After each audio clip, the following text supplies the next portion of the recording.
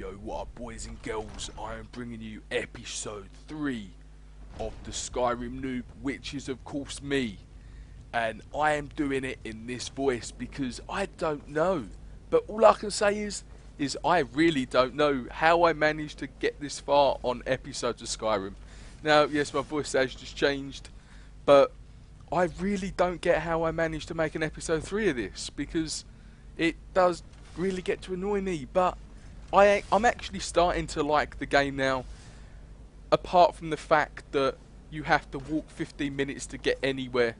It's sort of like walking in an open forest in real life and realising shit, you need to go have a shit and there's no toilet, and then you think, fuck it, I'm just going to pull my pants down in the middle of the woods and have a dump and wipe my ass with leaves. Hopefully they're not poisonous, because my ass will swell up like a baseball. Baseball? Basketball, yes, it's bigger. But yeah, and the game is kind of like that. It's a really it isn't really a metaphor, but in fact no, it is a metaphor, just a really bad one. But anyway, I had so many problems on Skyrim, it was unbelievable. First of all, number one glitch, every time I went through the door it told me to go back through the same door, and it kept doing that, and it wouldn't let me do any quests. I keep calling them missions, but they're quests. And I actually posted up a comment saying, like, I have a problem, blah blah blah. I think I called it the Skyrim problem, and people are actually very helpful.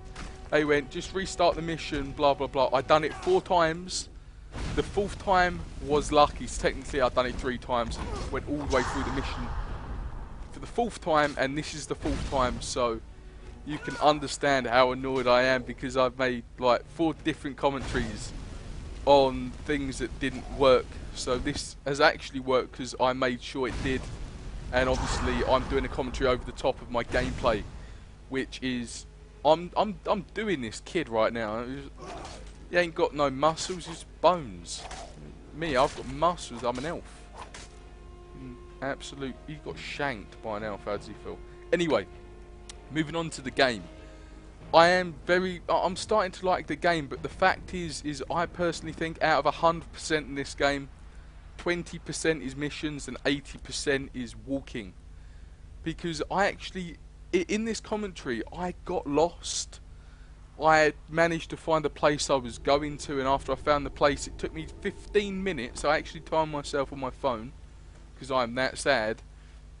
It took me 15 minutes to actually get inside the castle. Because one, you couldn't jump over the walls. Oh no. This game would be so much better if you had a fucking jetpack. If I had a jetpack, I would fly over mountains instead of walking around them. I would fly over the walls of the castles instead of walking around them. Basically, I would fly over stuff instead of walking around them, because it just it takes so long. It's like, yes, I've got to my destination, and basically finding a huge rock face and thinking I need to walk all the way around this now just to get to the little thing behind it. And it's basically like a GPS saying, okay, you're in London. Now what you have to do is you've got to go all the way around London in a big massive circle just to get to like 100 meters in the other direction, because there's no roads leading to that place and it's blocked by a big massive wall. And in real life, if that were to happen, I'd probably break the wall down. In fact, no, that was like the Berlin Wall, wasn't it, in Germany? I think they done. I'm not too good on history, but anyway, moving on, because I've probably embarrassed myself. I rewind this forward, but what I do is I cut straight over this bit to the point where I don't embarrass myself searching for the entrance of the castle. And of course, I found it, and I found the stairs, which is right here. Absolutely amazing. It was like the holy grail of gloriness, because I finally found it, and I was like, yes. But anyway, another problem with the glitches is the audio problems. You hear it later on, and it goes all fuzzy when you talk to someone, sometimes. Like right now, it went really fuzzy, and you have to move to the left or to the right to hear them. And I missed some really important bits of information, and I was like, oh no, what did he say? But Yeah, it's all good though. I love the game now. Kind of. In fact, I do. In fact, a lot of people are going to be happy now I said that. So, I love the game. I would... If there was a virtual disc, I would... No, in fact, no, I wouldn't. It's all good. I wouldn't go that far on Skyrim, but it's definitely a better game than I thought it was. So hopefully in later episodes I can talk more about the game because I know a lot more about the game. But at the moment I generally don't know anything. I just know I'm going to go through a big door that apparently won't open for me right now. Which, as you can see, it won't open. And then it just said open. See, I have big problems like that sometimes in Skyrim. It is so annoying. But at least it don't tell me to go back through the same door. At least it's working now, so it's all good. I think I've actually realised talking for an obscene amount of time actually takes so much skill so your mind does not go blank, I'm pretty sure. Because I've actually realised is anyone can make a montage, but commentators really don't get so much credit. I mean, I'm commentating over Skyrim now, a game that I know nothing about. It's episode 3, so basically I've spoke for around about roughly 30 minutes straight on this game. And as you can see, the audio keeps going funny, like it just went funny there. And I missed everything they just said. And all I heard was something like, take the book. Like, send me a copy when you deciphered it, and he put the book down, so I was like, okay, I'll read it.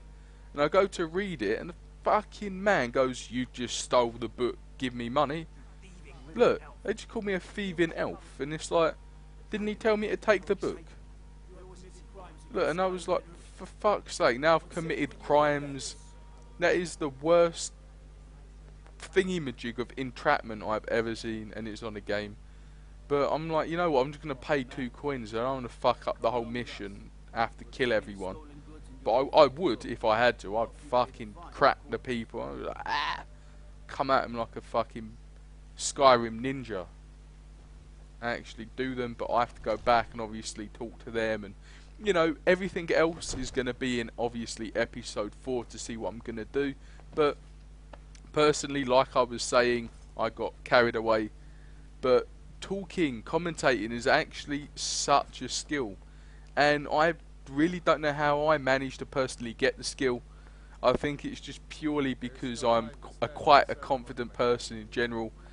I never used to be. I used to be the most unquiet person. I used to be the most quiet person of all time. I never used to talk. I'm on about when I was like 14, 15. And I generally never spoke. I was like the really shy person. And right now, I can talk for Britain, and it's just something I managed to pick up. There's so much skill involved in it. I mean, I know some of my mates who have tried commentating, and they literally went past 30 seconds or a minute, and they even had planned out what they were going to say, and it lasted all but a minute, and they was like, shit, I can't say anything else. Now when I go to commentate, I don't write out anything at all. I simply hit the record button, things come to me, and I'm like, oh yeah, I'll talk about that, I'll talk about that. But this is to any people watching this who want to become a commentator, or think they have nothing to say. Just generally don't write notes, just keep in mind what to say and things will just come to you. Anyway, this has been episode 3, stay tuned for episode 4. Peace, click the little button to see it.